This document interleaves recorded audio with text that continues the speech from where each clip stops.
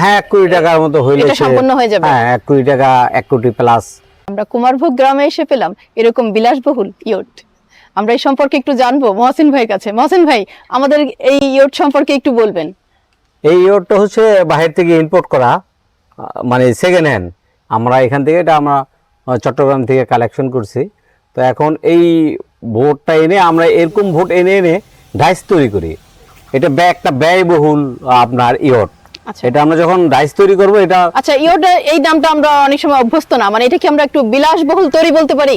জি, এটা বিলাসবহুলই। এটার ভিতরে আপনার থাকার রুম আছে, তারপর বলেন? আপনার থাকার room আছে এখানে? জি জি, এখানে ভিতরে থাকার রুম আছে, আপনি রান্না করতে পারেন, কিচেন রুম আছে, ওয়াশরুম আছে।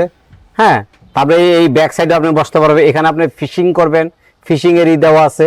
সমুদ্রে চলবে এটা একদম, মানে সমুদ্রে একবারে চলবে। বাজার হাট করে নিয়ে গেলে সমুদ্রে আর কিছু আপনি কিনতে 1 হবে না। মাস খেতে পারবেন, সমস্যা নেই। 1 মাসের বাজার হাট করে নিয়ে আপনি 1 মাসে করতে, এটা সব গ্যাসে চুলা রান্না করতে পারবেন।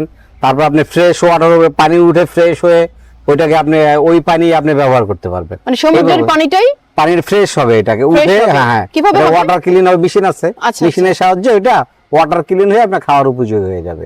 এবং এটার ভিতরে টয়লেট আছে, তারপরে কিচেন রুম আছে, থাকার বেডরুম আছে। আপনার বিকেলবেলা চা পানি এখানে বসে খেতে পারবেন।